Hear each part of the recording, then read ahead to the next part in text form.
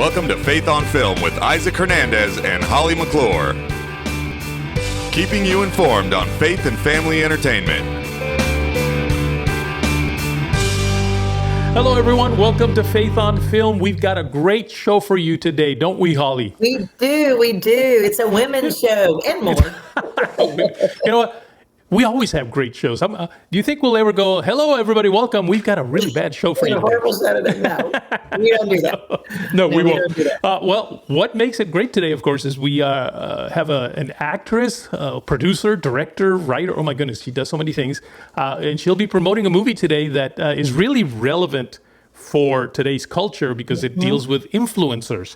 And that is, of course, Shari Rigby. But she's also going to be talking about a ministry or some organization that she has that's TWIMWA, T-W-I, I don't even know what. T-W-I-M-W. Come on, Isaac. You got to know what we're talking about. What does that mean? What does that mean? It means the women in my world. How can you not know? The women in my world. How would I know about the women in my world? And that's the name of the ministry, and she's wonderful. She started this ministry that gets women involved in the film industry, television, media, all of it. And she places these women in these like productions, movies, television shows.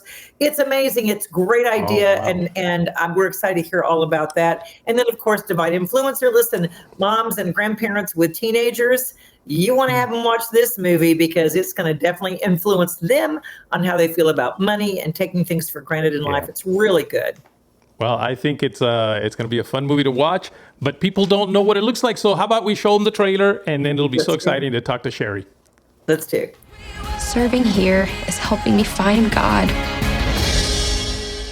Hey guys, it's Liv. 360,000 followers. Cute. Tag me in that. You can't shake me. You can't break me. So on trend. Smash that subscribe button. Stay tuned. Who bought all this adorable stuff? It's moi. I love influencing people, like where to shop, who to know. Hi, Mom. We're cutting you off financially. No. We're only doing this because we love you. I used to have the most amazing life. A beautiful home. My life is in shambles. I need to sell some of these. No, Bruno, freeze! Olivia, I had the locker next to yours. I work at Harvest Rescue Mission. I was hoping you might have a job for me. You'd have to live here and... I'd have to live here? I'm asking you to put her to work. Guess it can't get any worse than this. Oh, okay. I get it. The truth is, we're just running out of money. We'll have to close the shelter. That's not an option. How can I help? You know, the shelter is a place for second chances. Could influence people here. You've got to plan something that people believe they can't afford to miss. Liv might just rescue our rescue mission. See you at the gala. She's a complete fraud. Ryan, wait, please, wait. I was desperate for a place to stay. What you do, it affects other people. I thought I was on the right track. You got this. Give me a sign. True influence is having people follow you because of how you positively affect them. When I was an influencer, I really thought I was making a difference. Serving here is helping me find my purpose. Being here is helping me find God.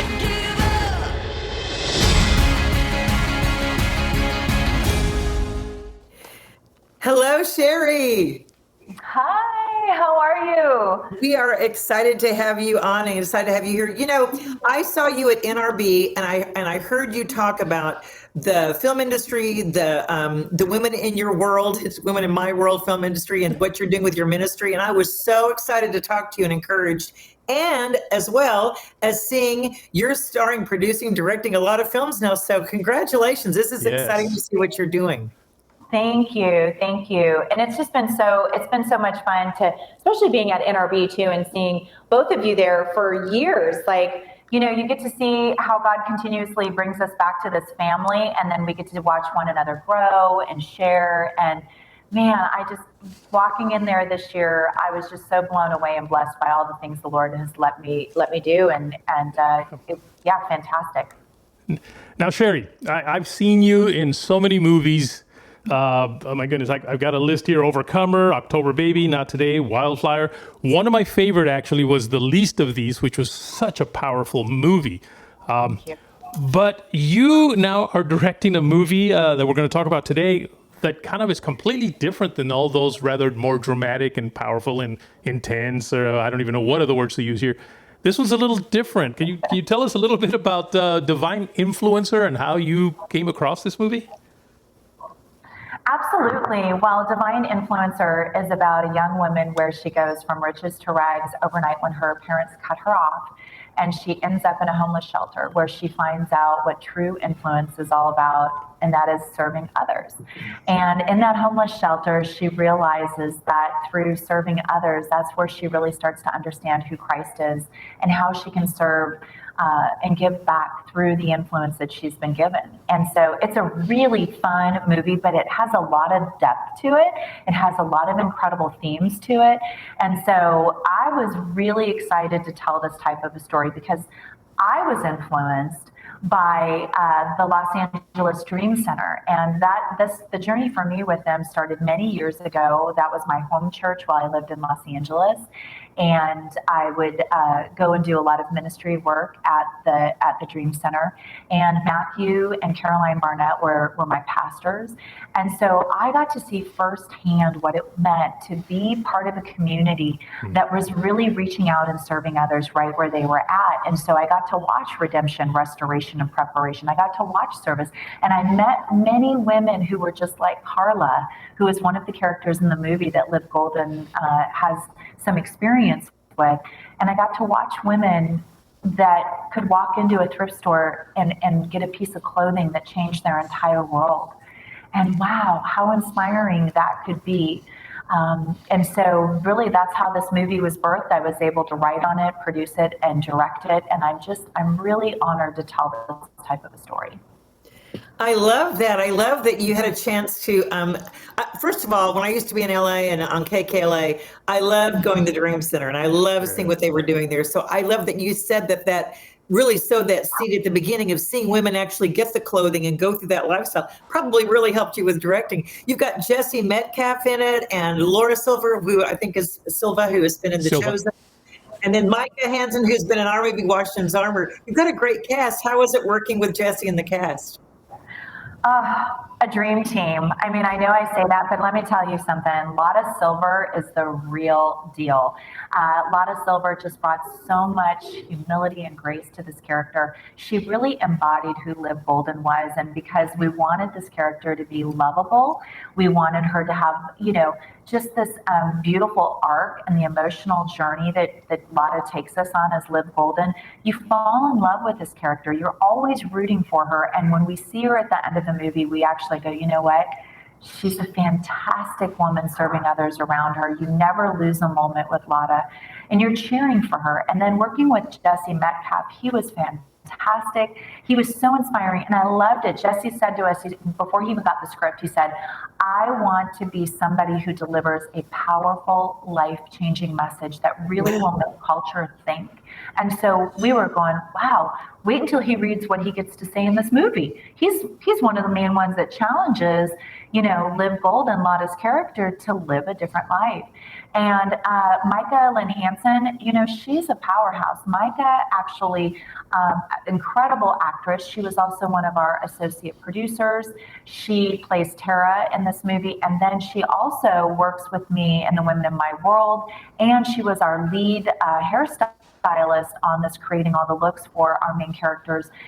She is just a world of just what she can do is amazing to me. So I just had a dream team around me, from everybody to producers to talent and crew. Any fun stories about, directing? There usually always is something funny or fun that happens on set, or, unusual. Do you have any great tidbits that our audience can look for when they see the movie? Absolutely. Well, I think just watching the movie, you go, wait a minute. They always tell you to make movies not with dogs, and not with children. And so in our movie, we have 2 dogs, and we have snakes, and we have children, and we have multiple things going on. And people, there's a part where at the end of the movie, the dog does this kind of funny thing with the camera, and I'll never forget it because we were all tired. And it was really, that's the end of the movie. We shot it on the second day of filming. We had massive tornadoes rolling around us in Georgia. And you know what animals do when you've got, thunderstorms and thinking tornadoes, right? And so this dog has to go up and do a trick. And he has to do this trick. And so all of a sudden we're going, okay, we have only a couple takes, and Grip and Electric want to shut everything down, and the lightning's going on. And let me tell you, the prayers that were going up, and this dog, literally, I was like, you are my superstar because you just did this on the second take, and that's in the movie. And it was fantastic. Oh, great. We're going to look for that. Yeah. Now, you, as I mentioned, have been mostly as an actress in these movies, and now this one you directed. What do you like doing better, acting or directing? Or is it both? No, it's not both. I will tell you that. I can answer that. I will say I'm really blessed to be able to do so many incredible things in the industry. Acting, I guess I kind of look at it and have for many years is I just have my hands open and I'm like, okay, Lord, what is the story you want me to tell? And whether that's in front of the camera or behind it, I really try to be obedient to his call. But I have to say that directing is really my favorite. It's the hardest, it's the longest, it's the most intense. It is something that consumes your life for years. And you really have to be able to be leading a ship of people and loving on them. And I think, man, God has given me an opportunity to do that. And I want to lead and love well and tell great stories that will impact and change a culture. And that's what I'm getting to do. And I get to put people on set that I really believe in their talent and their skills in women. Women now through the ministry, and I get to empower them through, putting them in key positions and giving them a voice and an opportunity to actually learn a skill, resources, and relationships to keep going on and doing something that they love and desire to do. So directing all day long. Before we go on and talk about your women's ministry, which I definitely want to, when I had a conversation with you, you told me, and you may not be able to talk a lot about it, but you actually just worked with the Kendrick brothers in a film. Now, again, is this another executive producer position? Is this another producer position? Are you expanding your territory? And as much as you can tell us what you did? Yeah, absolutely. I can't talk about much of it, but what I can say is that it's my 3rd movie with the Kendrick brothers, and I am always honored beyond measure to work with these men and this entire team. I was brought on, I was a talent coach, so I worked around the clock with the talent, prepping them for all of their scenes, praying over them, really working on the weekends with them as well, getting them ready, big scenes, lots of people. I think we were at about 125 a day of, working crew and cast. And I was also an associate producer on it. And then the highlight again for me, though, was to watch so many women who have come from Identity Crisis and Divine Influencer who were on set in the Kendrick brothers, working alongside of them as well in different key positions. And so just a thrill. But that's about all I can say right now. It does come out next year, and so hopefully I'll get to share more soon. Well, tell us about those key positions, because you're doing a lot. I know, Isaac, you wanted to ask her about it too. We're talking about their women's ministry. It's the Women in My World. And so TWIMW, the abbreviation, but the Women in My World, basically, ministry. And Isaac, you wanted to ask her about that as well. Yeah, TWIMWA. How's that? Will that work? That's good. I like it. I need to start doing this where I'm like, it's spelling. So yeah, tell us a little bit about that. What exactly are you doing with that? Yeah, absolutely. That's what has my heart, this ministry. The Lord called me years ago when I went to Los Angeles in 2009. I was sitting in a little acting studio in Hollywood with John Kirby, surrounded by incredibly talented people. And I was ready to quit. Honestly, I really was like, I don't know why I'm here. And that night, as I was about to quit, God literally spoke to my heart. And he said, "You're here for my women." And so when I looked around this room, what I saw was all these broken women who were sitting there. And so in 2010, I started the Women in My World. I invited several women into my home. I went from 2 to 25 almost overnight. We studied identity, the attributes of God, talents and giftings, and you name it, and just started to really sharpen one another and who and whose we are. And then in 2021, I believed I needed to have the opportunity to actually financially support and put women in place. So I don't believe in mandates. I believe in education resources and job training. And so, and the discipleship, right? We're called to disciple. And so in 2021, we started the nonprofit. I was able to give one award in excellence to an actress that gave her the tools and the meet and greets to start her career. January 2022, I was able to give 3 women jobs and pour into a production through the Women in My World. And then on Divine Influencer, we were able to support 7 women.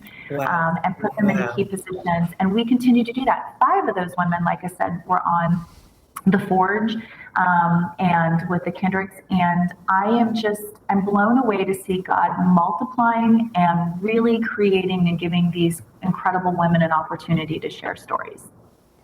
7 women. So, okay, it's not just the acting. It's not just doing makeup or hair. I mean, these are all positions, right? Correct. We had everything from script supervisor to what we call a focus puller for Ste E. We had a woman come in and shadow as a director. We actually on Divine Influencer, I actually gave her a scene to direct. She got to call all of her technicals with the DP and the entire team and set it up with talent. We had producers, first-time producers. We had an associate producer.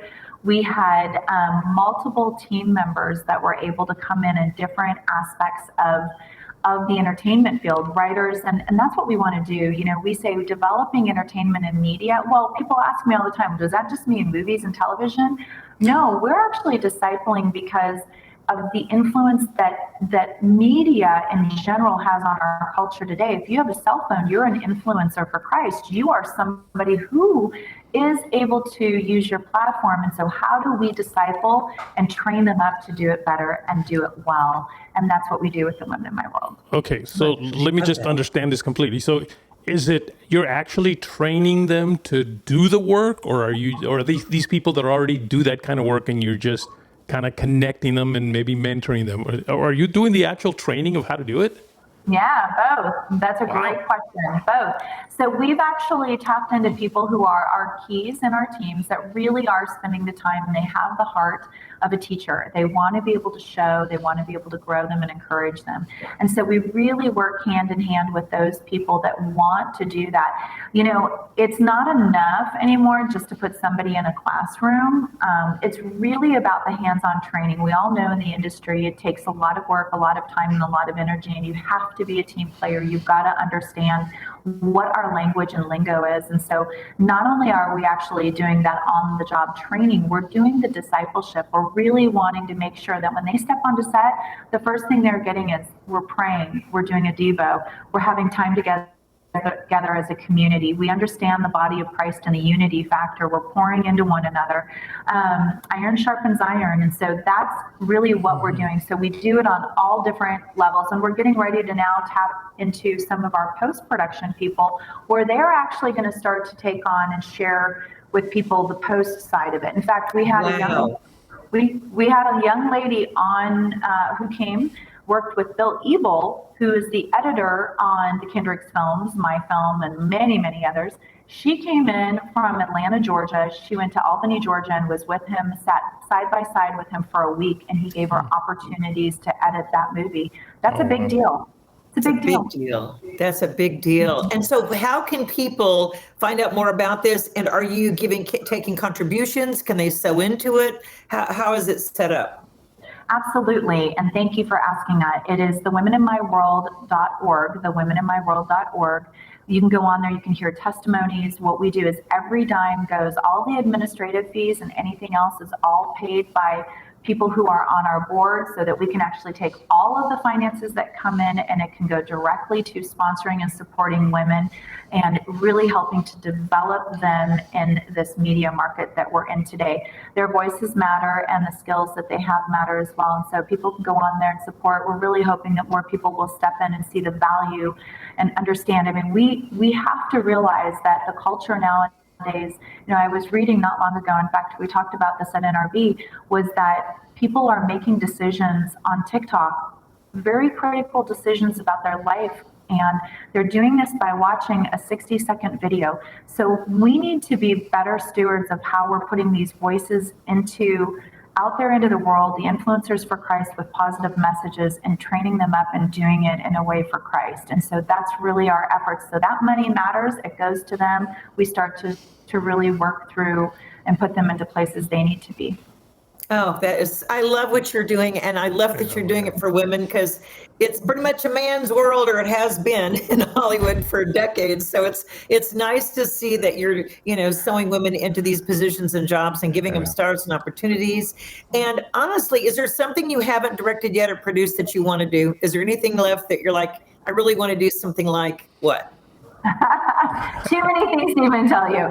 I really am excited about directing some really true stories based on women heroes. I love all different types of movies. I'd love to do television, but I think true stories based on female heroes, women who are making a difference in our culture and our history, tapping into those influencers, really, people need to see them. There's many, many women doing great things all over the world and have been for many years, and we really need to start telling those stories. Well, we've loved following you and all your movies and the things you've done. I'm excited to see the next Kendrick Brothers movie coming out. And so we're definitely going to have you back for that. Shari, you're such a delight. Thank you for the time you've spent. Yeah, but what about, Bill, before we leave, let's go back to the movie Divine Influencer, which is, of course, the movie that we're promoting right now. How can people see that? Absolutely. Pureflix.com, September 15th. And it is for the whole family. You are going to go, you're going to laugh, you're going to cry, you're going to go on an incredible journey. And so make sure Pureflix.com, September 15th. And a lot of teenagers are going to get a little lesson about spending money and doing stuff that really counts and is valuable. Yes. Not just shopping. That's right. You're going to get some lessons. Thanks again for being with us today. We really enjoyed it. Thank you, Holly. Thank you so much. So good to see both of you. Holly, that was a wonderful interview. That was. I love Shari Rigby. I've seen her. We've been watching her since about 2009 or 10, and then we did October Baby. I interviewed her for that, and for several other movies. I know, Isaac, you said you followed her. So we support her. We love her. And speaking of good movies, there's so many out that are still out. Oh my gosh, Sound of Freedom still in theaters. Everyone, yay! Still out there. It's rocking. It's rocking. And the message is getting out there. And it's now overseas as well. It's doing a lot of foreign markets now. Yes. And then, of course, The Hill with Dennis Quaid. We interviewed the star of that movie, and that's still in theaters. So please go support that. The true story of Ricky Hill. And he was baseball, and he's got this incredible, miraculous story of how he was healed to play ball. True story. In fact, the guy lives in Fort Worth. Yay! Yeah, I think he's coaching. He's coaching Little League, or and I think he's a pastor too. So he's like, he really has come around. So that movie's in theaters. So excellent performances. You'll want to see that. Isaac, I want to talk briefly today about another movie that's out that I cannot say that we're endorsing. I thought it was great for Christians. I'm not going to say that you did not. No, don't make people think you said that. Okay, I'm going to talk, folks, about The Equalizer 3. Now, warning, it is an R-rated movie. We're not saying from Faith on Film, you should go see this movie. But the interesting thing I want to discuss about this movie is it stars Denzel Washington, who I've interviewed several times before. He is a professed Christian and unabashed talking about his faith, and he promotes it in Hollywood as well. And in this movie, if you've seen Equalizer 1 or 2, then you realize that he goes after the bad guys.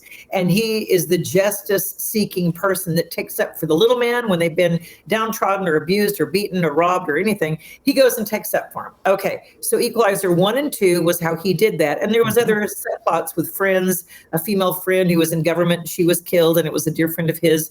So there's some subplots in other movies. This one, he opens up where he's in Italy, and he's kind of gone there to find a reprieve. He's gone to southern part of the Amalfi Coast to find a rest and a peace, but also a search for himself, to come to terms with who he's been, seeking justice, and if that's okay with God. And there's some scenes that he goes to pray, he goes into church, he talks with a priest about it. And I just think it's interesting how he has to grapple with, and meanwhile, the mafia, while he's grappling with, am I a bad guy, am I going to be forgiven? The mafia is in this small town, abusing, hurting, beating people, and trying to take over this town. So they're trying to run the small business people out. So there's a legitimate reason why he's going after the bad guys. But it is bloody, it is fighting, it is, going after the mafia. But in the end, and come on, you don't think they're going to kill off Denzel Washington. I'm just going to give a spoiler alert, but it is interesting how it ends.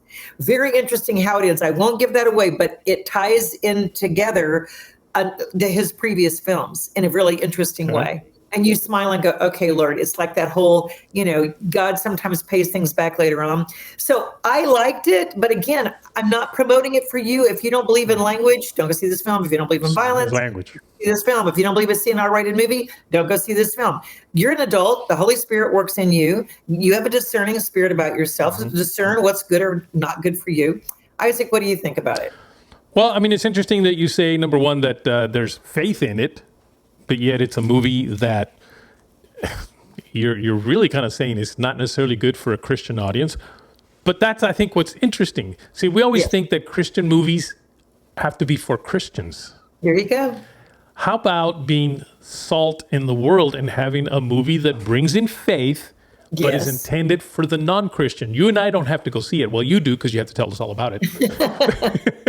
But God has given me that grace. God has given you that grace for sure. But some of us, maybe we don't, we shouldn't, we don't want to, we choose not to. That's our convictions.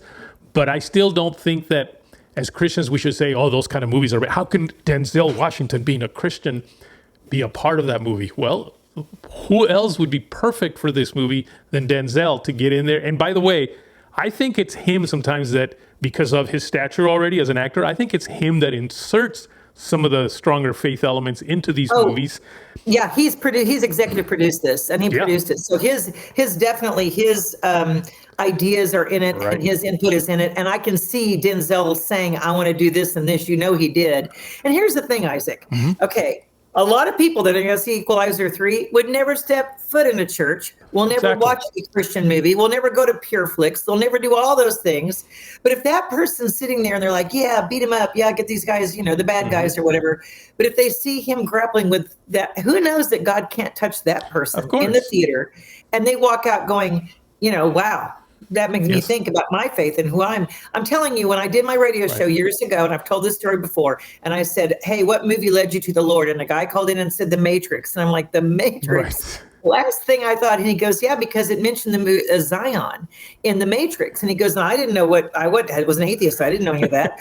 So I went to the Bible to see what Zion, because someone told me that's where Zion was. And I started reading about it, and he goes, and I read more and more and more, and I became a Christian because of The Matrix. So never underestimate the power God could do through a movie. Absolutely. And Holly, thank you for being the one that's been giving that grace to go do this for us. Thank you. Well, we've run out of time again. It just seems like time just flies when we do this show. But we'll see you again next week. Yes, we will. God bless. Take care. Write to us at faithonfilmtv@gmail.com. That's faithonfilmtv@gmail.com. Follow us on Facebook, Instagram, and Twitter at Faith on Film TV. Also, go to our YouTube channel, Faith on Film TV, and hit the subscribe button and the bell for notifications on our latest Faith on Film shows.